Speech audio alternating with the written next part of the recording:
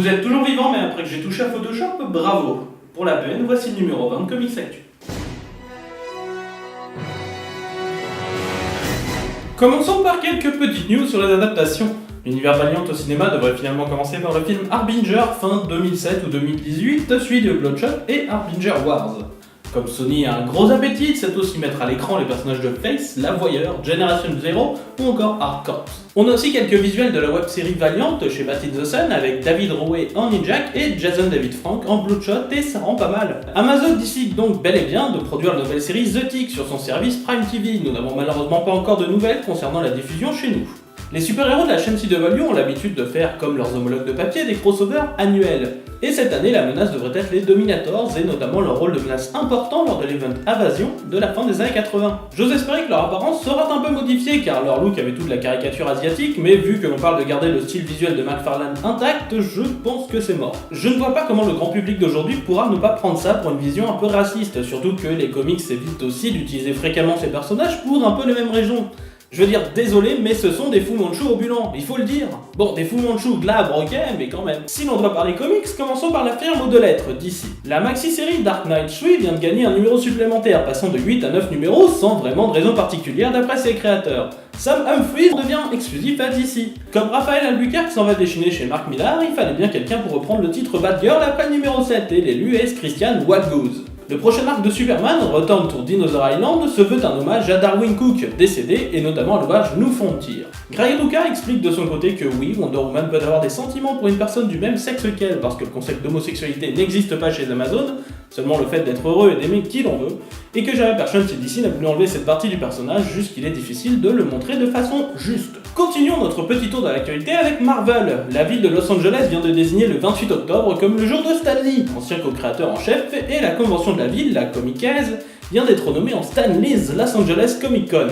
Un peu lent à prononcer, mais bon. Toujours dans ma longue quête contre les couvertures variantes, Marvel me donne un peu plus d'arguments en créant une couverture variante pour le premier numéro de Venom qui consiste simplement en un extrait de la première apparition du dit personnage dans le numéro 299 de Amazing Spider-Man sorti en 1988, recolorisé par Richard Isanove. Tout ça pour avoir une couverture variante dessinée par Todd McFarlane, malgré le fait que celui-ci soit un concurrent direct et donc ne dessinera plus pour Marvel. Le recyclage est après tout en vogue en ce moment. Parlons peu, parlons bien, parlons anniversaire. Le magazine hebdomadaire 2080 fête son 2 millième numéro en faisant revenir ses artistes les plus marquants comme les créateurs de Judge Dredd, John Wagner et Carlos Escuera, mais aussi Dave Gibbons, Brian Bolland, Mac Mahon, Peter Milligan, Garth Ennis, Pat Mills, Ali Wing et j'en oublie encore beaucoup. Dark Horse vient d'annoncer la 11e saison au comic book de la série Angel, le spin-off de Buffy contre les vampires. Le scénario sera de Corina Bechko et l'illustration sera le travail conjoint de Geraldo Borges et Michel Madsen.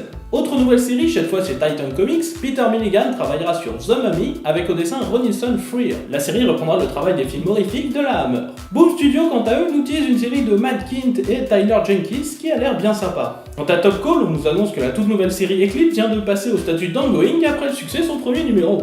La série Beach Planet vient de reporter le prix du meilleur comics ou graphic novel au British Fantasy Award devant Red Sonja, Nimona, Saga et Miss Marvel. En France, la série Le Garde Républicain vient de remporter le prix comics du festival BD Chambéry-Savoie. Comixology, la plateforme de comics numérique, va sortir à la convention de New York son deuxième set de cartes de créateurs représentant les grands artistes de ce médium, avec contenu sur la carte un code pour télécharger gratuitement un comics numérique choisi spécialement par l'auteur en question. Une petite curiosité, la National Retail Foundation nous annonce que pour cet Halloween, plus de costumes de super-héros ont été vendus aux États-Unis que n'importe quelle autre catégorie, même les costumes Disney. Apparemment, ce seraient les personnages de DC qui auraient la cote, avec les personnages de l'univers de la chauve-souris en tête, comme Batman, Harley Quinn ou encore le Joker.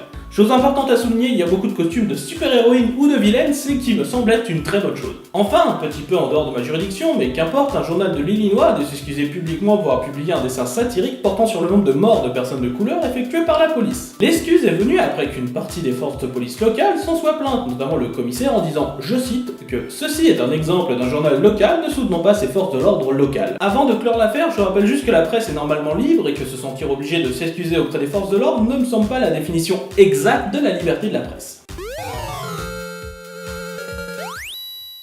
Il est donc temps de passer en zone spoiler, où toutes les news à fort potentiel de spoil sont réunies. Vous entrez donc ici à vos risques et périls, et la rédaction peut et va vous spoiler ouvertement la gueule. Kelly nous apprend qu'un nouveau vilain arrivera dans le numéro 9 de Spider-Man Deadpool en la personne d'Itsy Bitsy, qui sera un mélange d'après le scénariste de Spider-Man, de Deadpool et de nos cauchemars. Chez DC, on continue à mettre des pistes pour la storyline de Rebirth, cette fois-ci dans le titre Titan.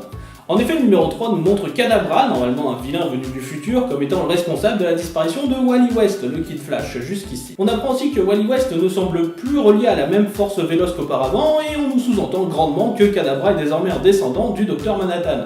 Chez Valiant, nous assistions au dernier numéro de la série XO Manowar avec le numéro de 50. Et après le très bon numéro final, nous avons droit à une petite courte histoire qui tisse comme un malade. On retrouve en effet le héros dans un monde alien complètement ravagé, assis sur un trône, pratiquement toute la population génocidée, sauf un qui arrive et qui signale qu'il est temps. Avec la mention de retour en 2017. Bordel, ça s'appelle mettre en place les événements futurs et il faut avoir une sacrée bonne idée de son univers partagé pour faire fonctionner cela. Je vois actuellement très mal les Big Two réussir à sortir un truc comme ça. Ah, et pendant ce temps, le Joker pourrait revenir à la vie dans le monde de Batman Beyond. Les comics sont étranges parfois et c'est pour ça que je les aime. Et voilà, c'est la fin de ce numéro, on vous dit au revoir, à la prochaine et en attendant, lisez bien.